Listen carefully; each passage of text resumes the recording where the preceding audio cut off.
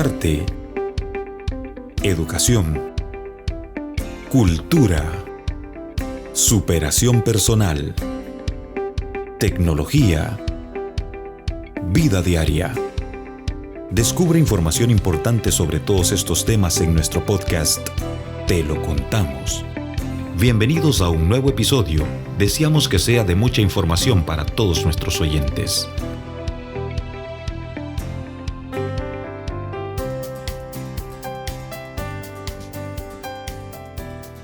Bienvenidos a un nuevo episodio de nuestro podcast. Les saluda Zuly Cuellar y como siempre es un gusto estar compartiendo con ustedes a través de las diferentes plataformas. Hoy tengo el gusto de estar en compañía de Marel Alfaro, quien es escritor hondureño. Entre sus obras puedo resaltar Hacia el espacio, que son 15 crónicas sobre el nacimiento del nuevo orden y la revolución galáctica.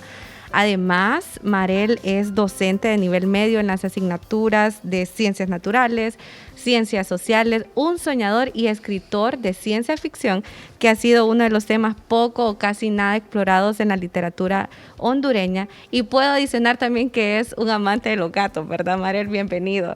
Buenos días, Zuly. Buenos días a todos y todas quienes nos están escuchando. Es un placer poder estar con ustedes en este nuevo episodio del podcast, compartiendo sobre lo que nos ocupa, que es la literatura. Sí, y relacionado a la literatura, el tema lo vamos a centrar en el impacto de la literatura que tiene en nuestro país y cómo nosotros podemos mejorarlo. Porque como dato, les puedo comentar que según un estudio del Latino Barómetro, se estima que aproximadamente el 70% de los hondureños no leen, en cuanto el resto, el 30%, el 25% ha terminado al menos un libro completo.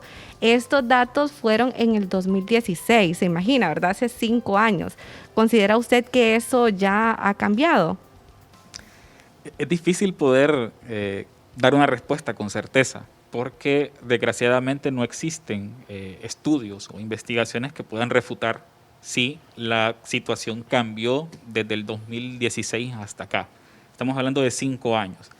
Pero hay algo muy interesante, y es que los contextos han generado ciertas condiciones para que la lectura en nuestro país también haya aumentado, y creo que vamos a compartir esto, que el encierro, en el caso del confinamiento por la pandemia, generó condiciones para que la gente pudiera leer en casa. Ahora bien, la pregunta es si esa necesidad de leer durante el contexto de la pandemia incrementó ese índice de lectura. Eso sería más bien el objeto de investigación al cual tendríamos que intentar apuntar para poder ver si realmente la situación se ha revertido. Y ese objeto de investigación, ¿cómo nosotros lo podemos medir a nivel de promedio, hablando de un país como tal? Sí, porque, por ejemplo, hay personas que leen mucho e incluso podrían decir, no, pero yo me leo entre 100 a 200 libros en un año. La cuestión es que para poder medir, para poder tener una estadística clara de cuántos libros se leen en el país, tendríamos que hacer una división entre el total de libros que se leyeron en un año con respecto al número de habitantes o de personas que leen y escriben. Usted mencionaba en esa división número de libros que hemos leído. Entonces, ¿cuánto es el índice promedio de libros que tuvo que haber leído una persona? Si nosotros somos un aproximado de 9.7 millones de habitantes. Ajá, eso según ahorita 2021. Según la estadística, pero la estadística para mí ya creció. Yo creo que nosotros ya andamos pegando a los 10 millones con todas las personas que han migrado, con los que han retornado, con los nuevos nacimientos. Yo considero que andamos cerca de los 10 millones. Pero vamos a hacer un dato hipotético. Supongamos que 9 millones de personas en Honduras, que no es así, leen y escriben. Para que el promedio de lectura de un hondureño sea de un libro al año, tendrían que leerse 9 millones de libros en un año lectivo. En un año. Leyendo uno, imagínese. Leyendo uno. Okay. Y esto quiere decir que aunque usted lea 200, aunque usted lea 300 libros en un año, si el 70% de la población, como lo dice Latino Barómetro, no leyó un tan solo libro en el año, usted ni siquiera le suma a ese promedio. Y es un dato escalofriante, es un dato frío, alarmante, porque cuando uno hace el promedio, cuando uno saca ese promedio, se da cuenta que los esfuerzos que usted hace por leer no son significativos para el promedio de lectura nacional. Y ahí es donde surge la pregunta. Entonces, ¿de qué sirve que yo lea si el resto de la población no está leyendo? Correcto. Entonces, por ejemplo, de nada, o sea, sí contribuye a algo, pero no se refleja en la estadística, aunque yo haya leído 50 libros. Correcto. No se refleja y hay una situación. Aquí es donde viene la parte de qué sucedería o qué pasaría si todos leyéramos al menos un libro al año. Entonces, Ok. la media, el promedio de lectura de nuestro país crecería increíblemente, incluso superando la media centroamericana, que es de un 42% de la población de Centroamérica que sí terminó de leer un libro. Entonces, vienen las otras situaciones y es donde nosotros nos hacemos la pregunta, ¿cuáles son los factores que realmente influyen para que la gente no esté leyendo? Y nos lo podría mencionar hoy en este episodio. Claro, y incluso usted, mejor que nadie lo sabe, dentro del espacio de la biblioteca Benjamin Franklin, las personas, por ejemplo, crean el hábito desde temprana edad. Es decir, si nosotros no generamos el hábito de la lectura en los niños de educación primaria, difícilmente cuando estos ya se encuentren en diversificado o a nivel universitario, van a tener un hábito creado. Entonces viene la parte de la imposición. Resulta que nosotros leemos por imposición, en la clase de literatura o español se nos asigna un libro por cada parcial, pero estos libros no están diseñados, ni siquiera están condicionados a lo que quiere leer el estudiante, sino que solamente se le impuso. Entonces, hay factores como la falta del hábito de la lectura, como la imposición, que van generando en lugar de un lector ávido, más bien un lector reprimido, porque no está leyendo lo que le gusta y no está leyendo cuando él quiere, sino cuando se le está sugiriendo que lo haga. Y eso es lo que comentábamos, por ejemplo, cuando son libros interpuestos, realmente no se disfruta la lectura, porque, por ejemplo, en ese momento nosotros nos podemos cuestionar perfectamente, ok, quiero leer o quiero comenzar el hábito de la lectura, pero ¿por qué voy a leer? ¿Porque realmente tengo una asignación o porque realmente me voy a entretener o es ocio? Y usted mencionaba dos factores súper importantes que creo yo que los podemos desglosar poco a poco para ver cómo podemos erradicar eso. Por ejemplo, usted mencionaba el hábito, ok, ¿cómo nosotros podemos construir ese hábito de la lectura? ¿Qué consejos nos daría o tips en este caso? Bueno, vamos a ir entonces paso por paso. Sí. Cuando mencionamos la parte del tipo de lectura que estamos haciendo, ¿es una lectura de placer, es una lectura de ocio o realmente es una lectura impuesta? Desde que la lectura se impone, es muy difícil o es muy complejo poder hablar de que el lector buscó el libro que está leyendo. Ahí es donde viene lo primero. Uno de los primeros consejos que yo le podría dar a los nuevos lectores o a los docentes y a las maestras de literatura es que investiguen, que le pregunten al estudiante qué le gustaría leer. Y aquí es donde viene todo lo que es un proceso de conocer a la persona. Si hay un estudiante que le gusta, por ejemplo, la astronomía, entonces los libros que yo le podría recomendar que lea son libros relacionados con el área que a él le interesa.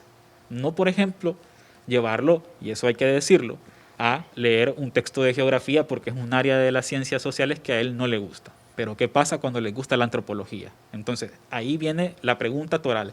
¿Qué le gusta a usted leer? No qué quiere leer, sino qué le gustaría a usted poder explorar y conocer para poder generar también un hábito como la lectura. Y ese hábito va a ir incrementando porque nosotros según vayamos leyendo, vamos disfrutando del tema, ¿verdad? Como usted lo mencionaba. Y en cuanto al hábito, usted mencionaba también, antes de comenzar este podcast, que podemos empezar con un tipo de lectura, ¿verdad? El que usted me mencionaba, a ver si lo podemos repetir para que las personas también lo consideren al momento de iniciar esta aventura. Sí, es que cuando nosotros hablamos, por ejemplo, del hábito de la lectura, difícilmente nosotros nos vamos a encontrar con una condición favorable en un país, lo estamos volviendo a recapitular, que no está leyendo. Entonces la pregunta es, ¿qué tipo de lectura podría hacer yo inicialmente? ¿O qué tipo de lectura podría sugerir yo para que estos nuevos lectores no dejen el barco en las primeras? Y es una cuestión que lo podemos comprobar cuando en clubes de lectura, cuando participamos en clubes de lectura, y creo que usted lo mencionaba también antes de que comenzáramos el podcast, que comienzan 30, pero a la tercera semana ya solo hay 5. Sí. La pregunta es, ¿estuvieron estos 30 de acuerdo con el libro que se está leyendo? ¿Habían leído estos 30 un libro parecido o relacionado con este género? Porque aquí es donde viene la otra situación. Yo le podría plantear a usted, ok, a mí me gusta la ciencia ficción. Y a partir de ese gusto, yo puedo sugerirle a otras personas que estén interesadas en ese mismo género otras obras dentro del subgénero ciencia ficción. Pero la pregunta es, ¿quería usted leer ese subgénero? O por inercia o por influencia social, usted terminó leyendo algo que nunca había leído. Entonces ahí es donde viene la otra parte. La lectura es como una bola de nieve. Creo que podríamos incluso denominarlo como un efecto dominó. Cuando usted comienza a leer algo sobre un X o Y tema, ese libro le sugiere otro libro u otro autor. O incluso dentro de las investigaciones que usted pueda hacer del escritor que está leyendo, va a encontrar todo un abanico si este tiene una obra bastante completa o bastante grande, y a partir de ahí va a comenzar a ser lector de culto, es decir, leer a este mismo autor, pero en otras facetas. Entonces ahí es donde hablamos del efecto bola de nieve, que lleva al mismo lector a descubrir nuevas facetas del mismo escritor que está leyendo. Y esa faceta va incrementando porque tenemos también cientos de géneros, pero aquí en Honduras, ¿cuáles son los que más se leen? Fíjense que nosotros podríamos hacer una división en los 4 géneros más importantes. Por ejemplo, en la parte de la narrativa, nosotros tenemos que la ficción como tal es uno de los géneros que más se lee.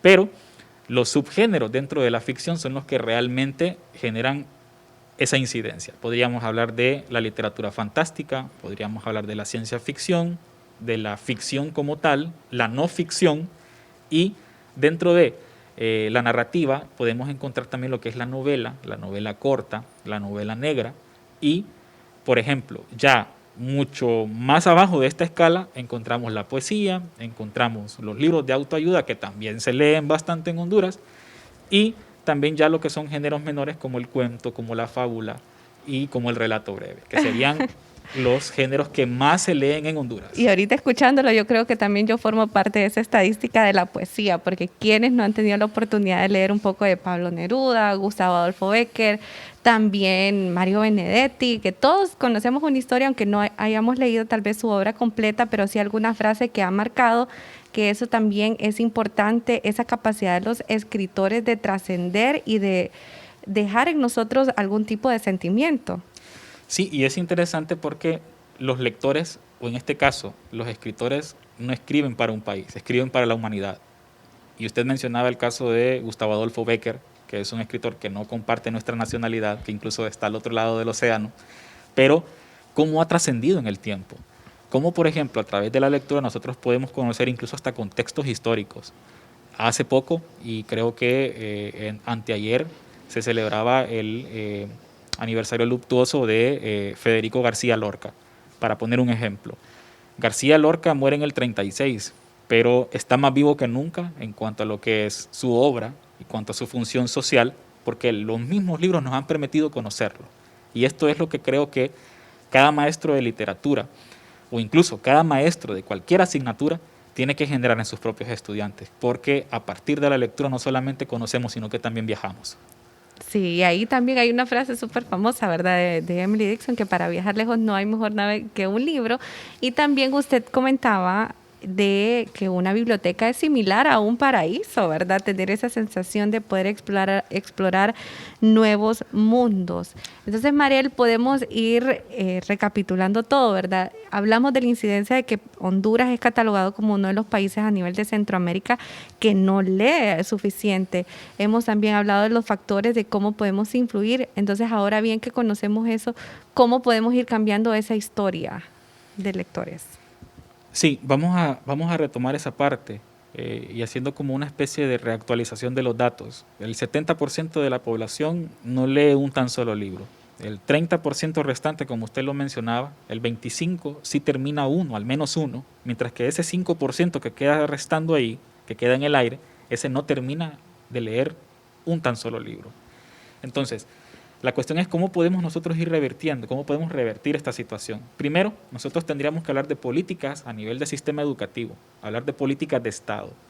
Hace unos años atrás, y no vamos a definir en qué gobierno, pero sí en qué periodo, que fue antes del 2009, existía un libro que era una especie de compendio de algunos cuentos breves que, por ejemplo, hacían una alusión a la literatura universal. Este libro se incluía dentro de la clase de español a nivel de educación media. Es decir, había una política más allá de lo que se puede leer dentro de la clase, sino que también existía un texto, un recurso bibliográfico para poder entrar en el mundo de la lectura. Ahora bien, ¿qué políticas existen actualmente en el sistema educativo que fomenten la lectura, más allá de la lectura por obligación, que yo creo que usted lo mencionaba, que no es lo mismo la lectura por placer y de ocio que cuando a usted se le impone un texto para poder hacer, por ejemplo, un control de lectura, para poder pasar una clase. Y usted creo que antes del podcast también lo mencionaba, el mismo estudiante vulnera la norma. Sí. Ya no hace la lectura, sino que se va a internet y busca un resumen o busca la sinopsis del libro y se evita la fatiga, entre comillas, de tener que explorar o tener que sumergirse en algo que no le interesa, porque esa es la otra cuestión. Los libros no deben ser impuestos, los libros tienen que ser buscados, solicitados, pero es a partir de lo que nos gusta. Eso sería lo primero, políticas estatales para poder revertir el proceso. Lo segundo, cuando generamos la política, por ende vamos también a construir el hábito. Y usted lo mencionaba, si durante 66 días nosotros repetimos la lectura de una página diaria a través del periódico, una revista o un libro, nosotros vamos a generar el hábito de la lectura diaria ya por necesidad. Es decir, vamos a tener aquella necesidad increíble de tener que leer algo durante el día porque ya tenemos el hábito de que al menos a las 3 de la tarde nos sentamos en la mesa a leer un artículo o un documento, bien sea en físico o virtual. Entonces, generamos la política, construimos el hábito y, en tercer lugar, generamos los medios. ¿A través de qué? La creación de bibliotecas. Nosotros, por ejemplo, podríamos plantearnos que en países como Corea hay 9 bibliotecas por cada 100.000 habitantes, mientras que en Honduras, y para ser puntuales, el caso de San Pedro Sula, tenemos una sola biblioteca, que es la del Centro Cultural San Pedrano, la Biblioteca Benjamin Franklin, para casi 1 millón de habitantes. Entonces, saquemos la conclusión de qué tipo de acceso hay también a la biblioteca. Y aquí es donde viene la otra pregunta. Si existen, ¿cuántas son de acceso público? Que ahí es donde creo que vamos a poder iniciar otro punto de conversación. También, es correctamente. Y si existen, si son de acceso público, y actualmente en la pandemia sí se han reinventado, ¿verdad? Porque sabemos que es una constante actualización de que ahora los libros tienen que estar en PDF, entonces todo lo demás, o crear actividades que sigan llegando al público específico a través de las cientos de plataformas que tenemos acceso. Entonces, hablando específicamente de San Pedro Sula, hablando hipotéticamente, ¿cuántas bibliotecas tendrían que existir para suplir las necesidades de todos los habitantes del sector? Si nos vamos a la estadística cruda y somos un tanto egoístas, por cada 100.000 habitantes tendría que haber mínimo una biblioteca. Ajá. Entonces, para una ciudad de 1 millón de habitantes aproximadamente, tendrían que existir 10 bibliotecas de acceso público. Ojo con esto, porque hacemos énfasis en la palabra público, porque no es suficiente que la biblioteca exista, es quienes pueden acceder a los textos que existen en la biblioteca. Y aquí es donde creo que la Biblioteca Benjamin Franklin se ha reinventado, se ha actualizado con respecto al contexto. Y es que ya no es necesario venir a leer al centro cultural, sino que usted a través de las plataformas, a través del sistema de la biblioteca, puede solicitar el libro y incluso por delivery le llega a la casa, que es una cuestión que yo considero que es innovadora y es fortuita para el momento histórico que estamos viviendo. La pregunta es, al no tener más bibliotecas, al no tener más recursos bibliotecarios, ¿qué están haciendo las que ya existen? ¿Están realmente habilitadas? ¿Están prestando el servicio? Entonces, nosotros podríamos llegar a la conclusión que eso no está sucediendo. ¿Y qué es lo que estamos generando? Una cultura de la no lectura. En primer lugar, que ya existe, pero que tampoco estamos haciendo absolutamente nada para revertirla. Y ahí también, Marel, es importante mencionar la incidencia de las bibliotecas en cuanto a los datos estadísticos, que lo mencionábamos. Por ejemplo, una biblioteca también puede ser un punto de partida para saber cuánto es el porcentaje o el margen de la población que lee. Pero, por ejemplo, nosotros podemos sacar un dato estadístico de cuántos libros solicitaron en préstamo mensual o anualmente, pero de ese margen, ¿cuántos realmente lo leyeron o cuántos solamente lo solicitaron para ponerlo en un anaquel o tomar la fotografía junto al café y publicarlo en las redes? Que esa es otra incidencia. Realmente nosotros tenemos los libros, ya sea por préstamo, comprados, ¿los leemos realmente o no? Sí, es una pregunta bien interesante, incluso que causa gracia porque aquí es donde entra la parte de la sinceridad y la honestidad del lector. Nosotros, por ejemplo, tenemos la cultura de la acumulación de libros.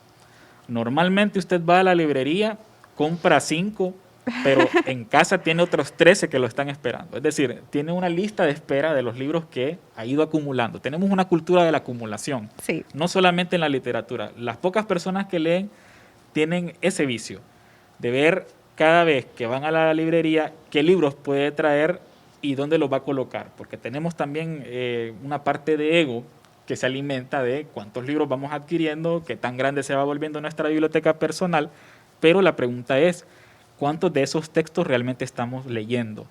Y la única herramienta para poder comprobar, como usted mencionaba, si los libros que salieron de la biblioteca realmente fueron leídos es a través de un recurso bastante dinámico y especial que son los clubes de lectura.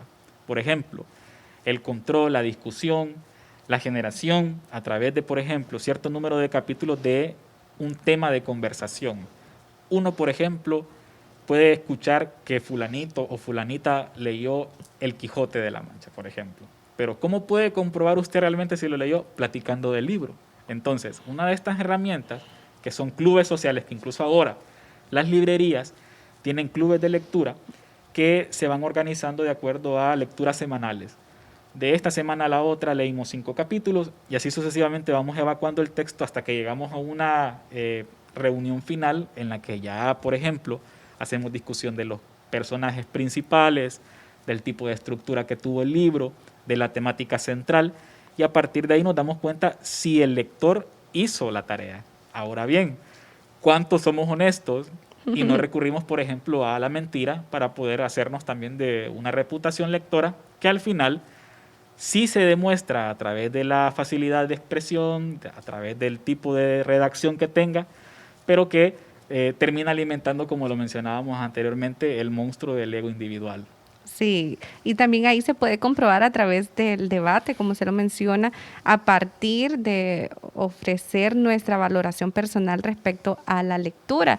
Y también ahí podemos mencionar, aparte de la honestidad, es los métodos que nosotros implementamos para leer. Yo le mencionaba a usted como anécdota, por ejemplo, que si yo sé que voy a leer, yo desconecto el internet, el wifi, pongo el celular lejos de mí porque me distraigo rápidamente. También, ¿qué otros métodos nosotros podemos implementar para seguir cultivando ese hábito?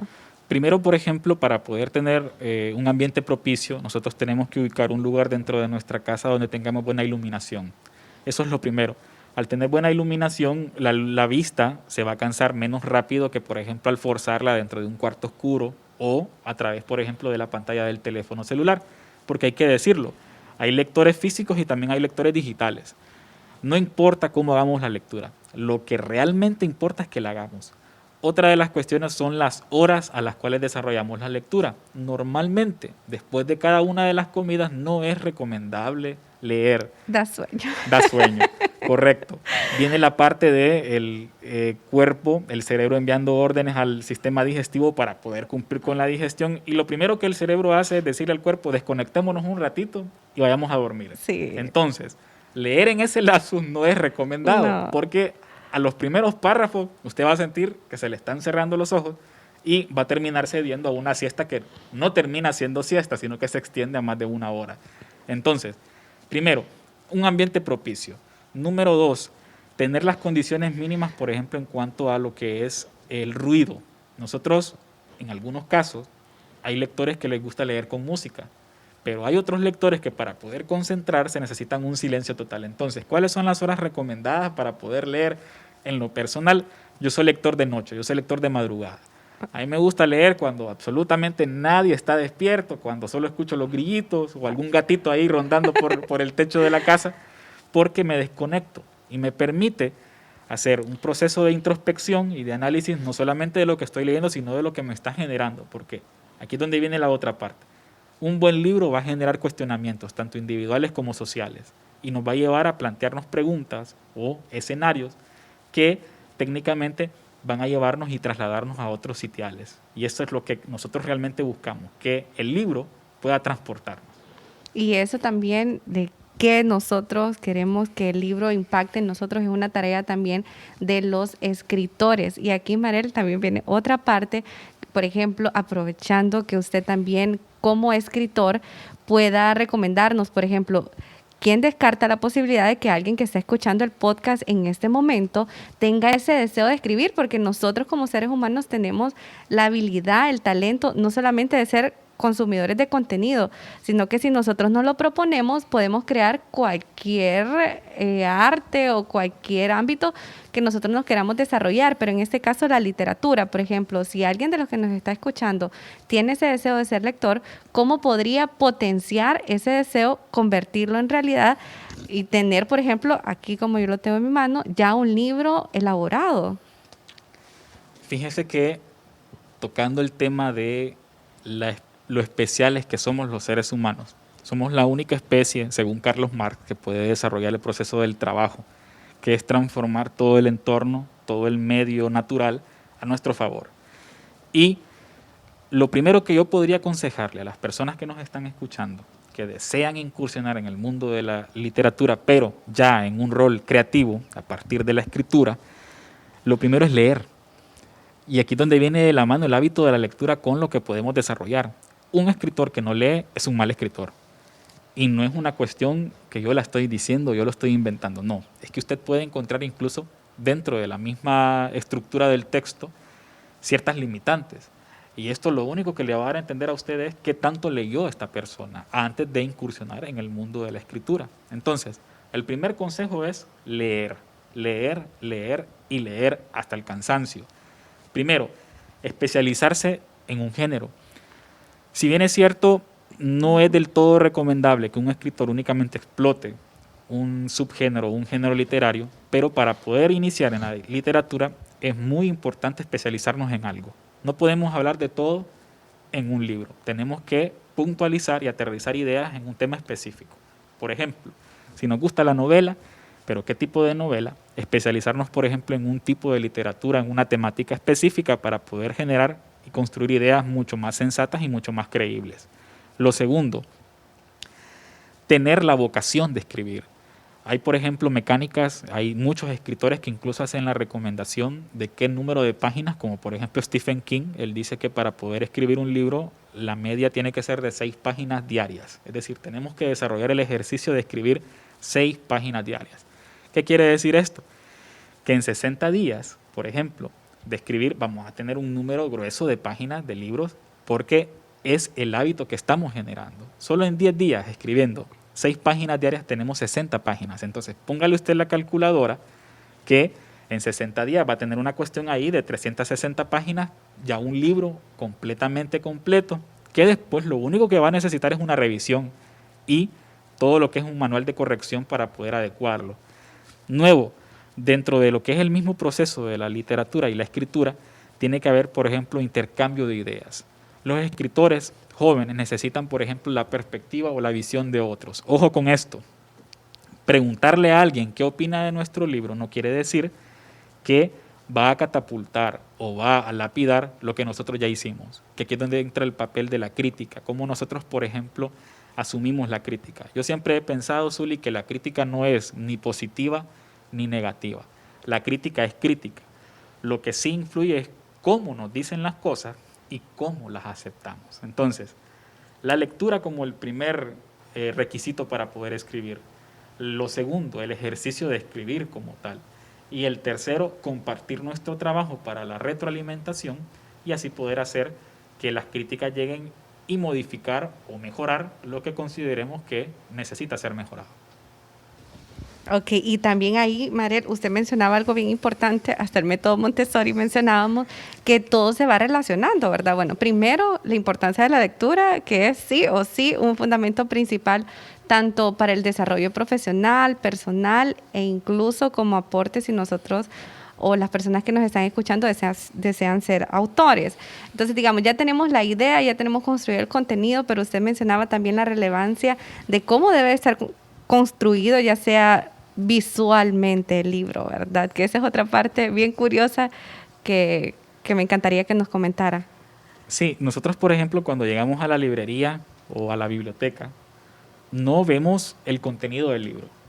Lo primero que nosotros observamos es una pasta, un lomo, una carátula o una contracarátula. Entonces, ¿cómo realmente influye el diseño del libro para que a través de la visual, el lector se sienta atraído por ese primer flechazo. Es decir, es como un amor a primera vista. Vamos a definirlo de esa forma. Usted se enamoró de la visual del libro, de ojo. Eso, correcto. El famoso enamoramiento de ojo.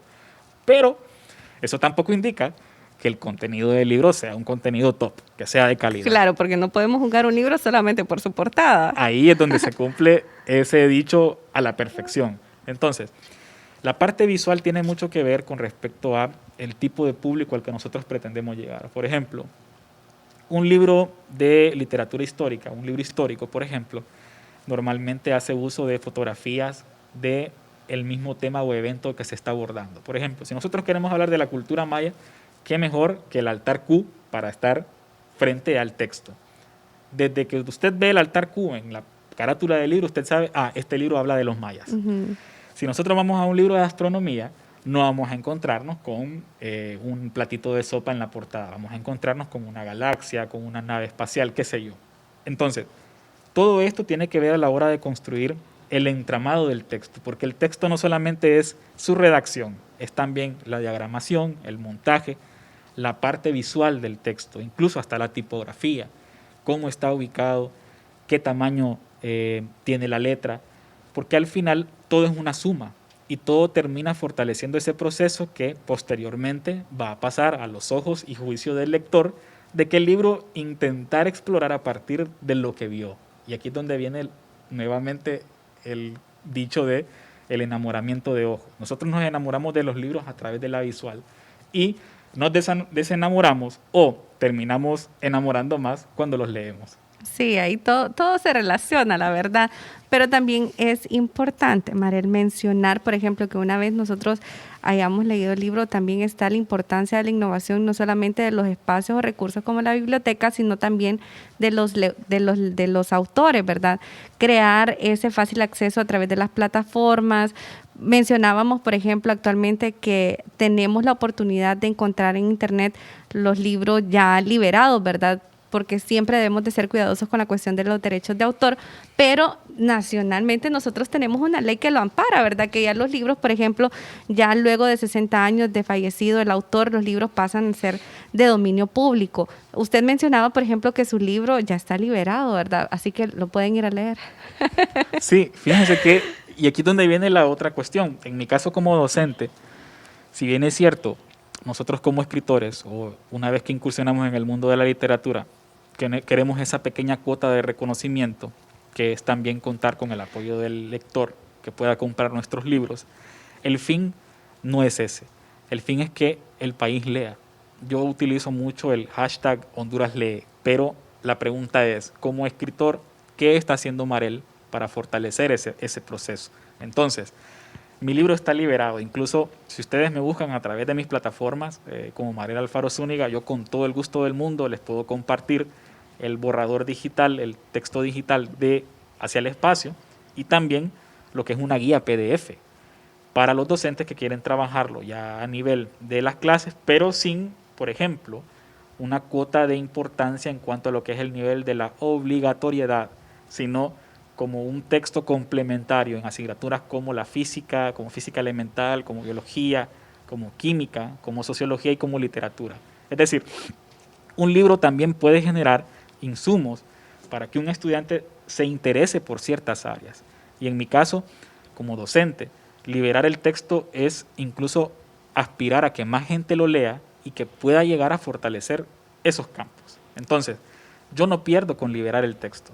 Pierde el que ya estando liberado no lo lee. Entonces, ahí es donde viene la otra cuestión. Si usted no gusta del formato digital, también lo puede encontrar en formato físico, pero ahí sí ya va a tener que comprarlo porque tampoco es como que lo podemos regalar. Pero en digital nosotros no perdemos. Más bien lo que generamos es una cultura de la lectura, fortalecemos ese aspecto y contribuimos también a que las personas que no tienen la capacidad o el acceso a un libro en físico puedan hacerlo a través de medios digitales. Y es ahí, Marel, otro punto bien importante que todo se va relacionando. Por ejemplo, mencionábamos que las plataformas para incentivar o cultivar este hábito sí son las políticas públicas, ¿verdad? A través de sus gobernantes, los espacios, también la incidencia e importancia que tienen las bibliotecas públicas, club de lectura, incluso las librerías a través de la promoción de los clubes de lectura que permiten que se creen esos espacios de debate para dar nuestra perspectiva u opinión personal respecto a un libro. Pero también está el rol que juegan los autores, ¿verdad? De dar esa facilidad, como usted mencionaba, por ejemplo, ¿qué va a pasar si alguien del interior tiene acceso a Internet, pero no tal vez la parte o el acceso, por ejemplo, monetario para poder comprar un libro, que lo mencionábamos justamente? Por ejemplo, vivimos en una sociedad de que estamos limitados ya a un presupuesto para suplir las necesidades básicas, que la lectura es catalogada incluso como un lujo, ¿no es así? Mire que usted acaba de mencionar algo muy importante. En un país como el nuestro, que ya lo mencionábamos al principio, que no está leyendo y que goza de un salario mínimo bastante bajo, de un ingreso per cápita bastante limitado, la pregunta es, ¿cuántas personas tienen un presupuesto mensual para comprar libros? Es decir, si realmente existe dentro de nuestra facilidad económica poder decir, estos 500 lempiras los voy a apartar para comprar X número de libros. Y ojo con esto, hay diferentes mecánicas y métodos para poder comprarlos, incluso hay libros de todos los precios. La cuestión aquí es si realmente la población tiene el acceso a plantearse el hecho de comprar un libro. Estamos hablando que dentro de un salario mínimo actualmente que anda entre los 9.000 y 9.500 lempiras, siendo nosotros bastante optimistas en cuanto a eso, ¿cuántas personas, por ejemplo, tienen la capacidad de poder destinar 500 lempiras de su salario para comprar libros en el mes? Es bien poco. Es muy poco. O casi nada. O casi nada. Entonces la pregunta es, ¿de qué forma podríamos nosotros como escritores contribuir a que esa estadística cambie? Y aquí es donde viene la otra realidad, que es, existen las plataformas a nivel nacional que le proporcionen a estas personas con necesidad de leer textos gratuitos para que a través, por ejemplo, de una descarga, ellos puedan tener un libro para los próximos 10 o 15 días. Entonces hay una cuestión también de cuál es nuestra tarea, cuál es nuestra función y nuestro deber para poder fortalecer y promover la lectura, porque no solamente es hablar de la necesidad de leer, es también crear las condiciones para que esto se pueda revertir. Sí, existe la problemática, ¿qué vamos a hacer? ¿Cómo podemos contribuir? Y al final trabajarlo, y al finalizar todo es tener esa satisfacción de ver el resultado, ¿verdad? Porque en nuestras manos está también cambiar ese índice de que Honduras no siga siendo catalogado como uno de los países que menos lee. Nosotros también podemos ser la diferencia que queremos ver nosotros en nuestra sociedad, no dejarlo únicamente a un grupo en específico, ¿verdad? Sino que nosotros tener esa valentía de decir, ok, yo quiero un cambio, yo puedo hacer, y a través de la lectura se puede realizar. Sí, y es muy importante, por ejemplo, hablar dentro de la virtualidad, que el mismo contexto del confinamiento nos ha llevado. La lectura tiene que evolucionar. Desgraciadamente, la especie humana no va a poder descartar 6.000 años de evolución en los que hizo uso del libro en físico a un siglo en el cual va a tener que hacer uso de los recursos digitales. La pregunta es, ya dentro del recurso digital, ¿cómo puedo hacer yo para que el recurso también se vuelva amistoso, se vuelva amigable? Incluso, por ejemplo, ahora tenemos que dentro de las aplicaciones de lectura, usted le puede bajar el brillo, puede incluso poner el fondo oscuro, sí, puede aumentar el tamaño de la letra. Es decir, excusas hay muchas, pero también hay soluciones. Aquí es donde viene también la otra parte. ¿Cómo nosotros podemos socializar estas opciones? ¿Cómo nosotros podemos darle a entender o enseñarle a las personas también a leer de esta forma? Porque hay que decirlo, un teléfono inteligente ahora no solo es un lujo, es una necesidad, y la mayor parte de la población tiene un teléfono inteligente. ¿Cuántas páginas o cuántos mensajes de texto leemos nosotros diariamente? Técnicamente, si hacemos la suma, nos damos cuenta que son páginas completas. Sí, y ahora también a través de los dispositivos móviles nosotros tenemos la opción de ver cuánto tiempo le invertimos a ello. Entonces ahí podemos sacar una estadística también de, ok, le dedico 3 horas al dispositivo móvil. Esas horas las puedo distribuir uso de la tecnología y también de la lectura, o leer a través de los dispositivos, sacarle un provecho, ¿verdad? Correcto, incluso hay blogs de literatura en Facebook para mencionar, en los que usted puede encontrar desde microrelatos hasta cuentos. Entonces, la pregunta es, ¿en qué estamos aprovechando este tiempo? Y si somos perezosos para la lectura, también existen los audiolibros, que es una forma de poder contrarrestar esta falta de cultura de la lectura a través del oído. Y es una cuestión que incluso muchas personas practican cuando van en viajes largos, cuando están dentro de horas libres, mientras almuerzan están escuchando un audiolibro. Y no hay excusa, hay audiolibros completos y gratuitos, por ejemplo, en plataformas como YouTube. Entonces, no podemos decir que no existe el recurso está ahí, solo es que hay que generar el hábito. Volvemos otra vez al hábito. El hábito. Si nosotros generamos el hábito, vamos a tener un país urgido de leer. Incluso, si nos vamos a aspectos religiosos, un lector, un creyente que no lee su propio libro, es decir, su Biblia, es un mal creyente. Entonces, ¿qué tipo de literatura o qué tipo de género nosotros queremos leer de acuerdo a lo que nos interesa? Y volvemos otra vez a esa pregunta, ¿qué nos gustaría leer? Es que todo se relaciona, Mariel. Yo estoy haciendo relación a todo y todo todo va de la mano, ¿verdad? Todo va de la mano. Tenemos las alternativas, como usted lo mencionaba, por ejemplo, YouTube, que aparte de encontrar audiolibros, podemos encontrar contenido enriquecedor, por ejemplo, este podcast, que siempre tienen una incidencia positiva y dejan un conocimiento extra o que ya lo teníamos presente y solamente lo recordamos y traemos a memoria que nosotros también podemos ser la diferencia de ellos. Yo realmente siento que va una cantidad de tiempo, pero realmente se siente corto porque hemos hablado de estadísticas, de qué cosas podemos hacer. También hemos hablado de consejos, recomendaciones, si alguien tiene el deseo, porque como lo menciono nuevamente, todos tenemos la capacidad de crear algo nuevo. Únicamente está en querer. Y si queremos, podemos, ¿verdad? Sí. Es que difícilmente ante la primera adversidad vamos a desistir, porque el ser humano es necio por naturaleza. Sí. Nacemos con necedad. Y aunque la adversidad se nos presente, aunque en un país como este, donde apostarle a la lectura sea un reto, nosotros no debemos de desistir. Y usted lo mencionaba, en el querer está el poder y también el hacer. Sí, son tres cosas. Una cosa es querer, qué voy a hacer para ponerla en acción, y ya lo último, el resultado final.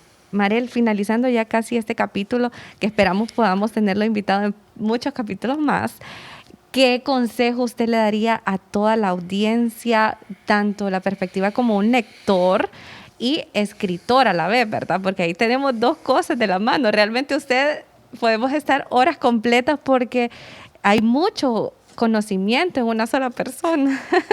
No, gracias por eso, Zuli. Mire, yo siento que soy mejor lector que escritor. Okay. Y en esto me gusta siempre citar a don Jorge Luis Borges. Nosotros somos lo que leemos. Deberíamos ser eso.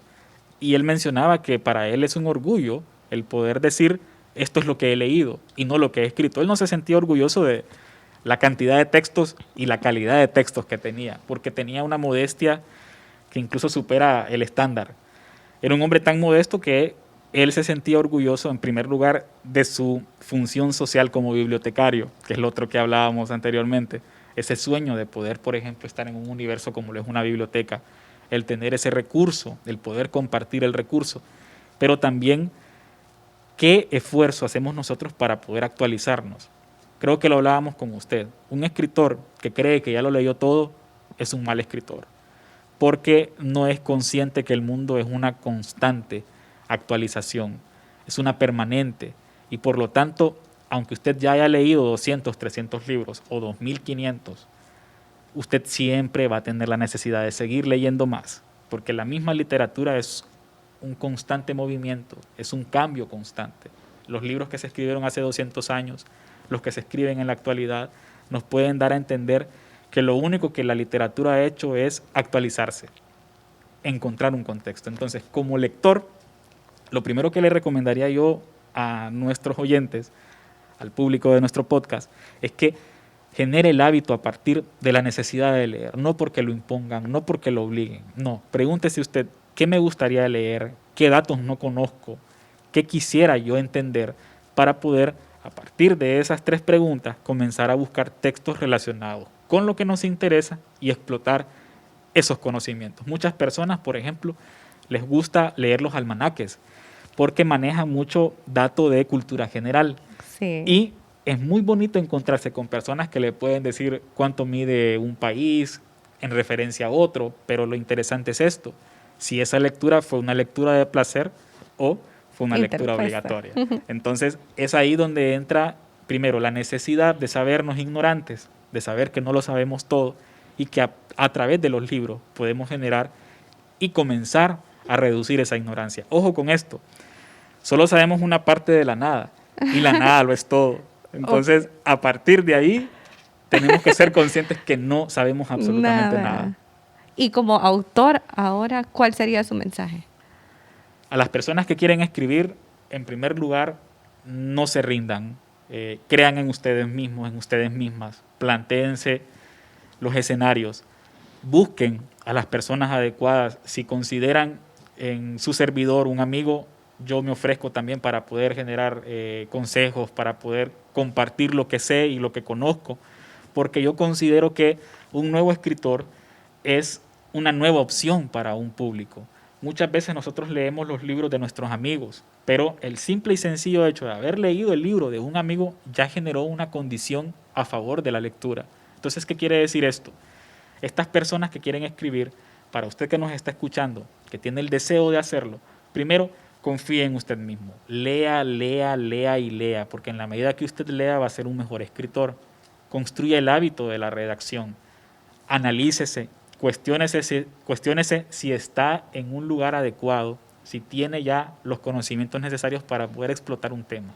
Y a partir de ahí, busque la ayuda de otros escritores, en este caso de personas que se presten para poder compartir lo que saben y lo que conocen, para que usted también pueda incursionar.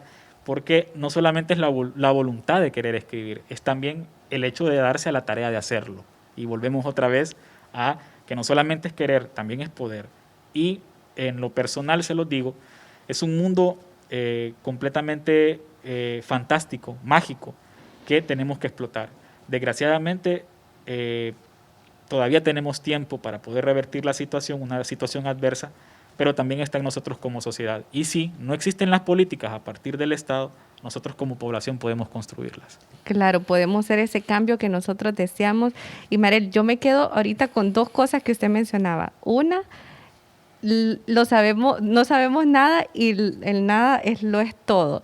Y ahí está esa parte en nosotros mismos de que nunca dejamos de aprender, por ejemplo, no solamente trayéndolo a la lectura, sino cualquier conocimiento general. O sea, yo ya terminé mi carrera estudiantil, universitaria o cualquier carrera que nosotros emprendamos y quedarnos ahí. Incluso el autor Andrés Oppenheimer en su libro Sálvese quien pueda está dando la importancia de que ahora en la actualidad con la tecnología incluso podemos ser reemplazados. ¿Qué vamos a hacer nosotros para hacer esa diferencia y no ser suplantados por la tecnología? Y ahí está la constante actualización que nosotros podamos tener. También, Mariel, usted mencionaba de que pueden encontrar en usted un amigo para todas esas personas que nos están escuchando y desean emprender ese viaje literario. ¿Cómo lo pueden encontrar en las redes sociales? Bueno, me pueden encontrar tanto en Facebook, Instagram y Twitter como Alfaro Mariel, como Mariel Alfaro. No hay muchos Mariel, tampoco combinación con el apellido, pero como Mariel Alfaro Zúñiga, ustedes me pueden encontrar en estas 3 redes sociales y ahí pueden compartir con nosotros o también a través del correo hacia el espacio @gmail.com. Si ustedes tienen, por ejemplo, preguntas específicas sobre qué tengo que hacer para publicar, cuáles son los pasos que debo seguir, cómo puedo yo encontrar un taller o una imprenta para poder imprimir mi primer libro, cuenten conmigo, que esa información tendría que ser incluso de dominio público, pero volvemos otra vez. Como país tenemos que fortalecer las relaciones y aprender a ayudarnos entre nosotros. O que nos comenten también si quieren que ese sean los próximos temas de los podcasts. También, porque recordemos que es el público, son los oyentes quienes ordenan la necesidad de plantear los nuevos temas. Claro. Y si ese es un tema de interés para quienes nos escuchan, pues cuenten con nosotros. Ya lo tengo apuntado ahí. También a través de su blog, ¿verdad? El Giorgio Maya, que constantemente está compartiendo columnas de opinión, temas relevantes y también su retroalimentación respecto a películas o algo que está en el mundo cultural.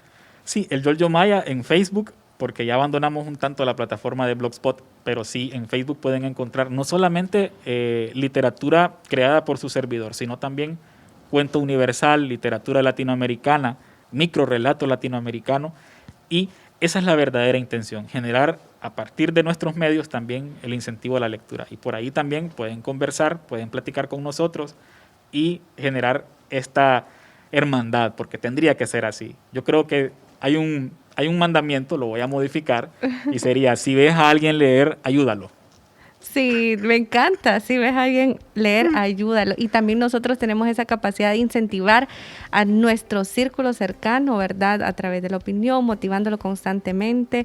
Y realmente que este podcast nos dejó bastante conocimiento, datos estadísticos, consejos y recomendaciones, que yo creo que lo vamos a volver a invitar, Marel. De eso no tengo duda. Bueno, esperemos que sí, y cuenten conmigo también, que estamos en la disposición de poder compartir lo poco que sabemos, porque recordemos, no lo sabemos todo, pero lo que sabemos hay que socializarlo. Hay que socializarlo y también compartir un poco, porque no sabemos nada y la nada lo es todo.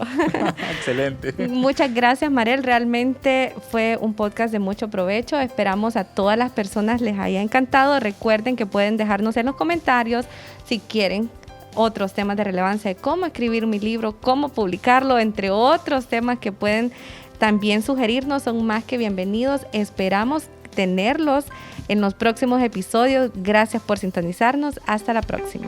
Gracias por escucharnos. Síguenos en nuestras redes sociales. Te lo contamos, un programa producido por el Centro Cultural San Pedrano. Lo mejor del centro está en el centro.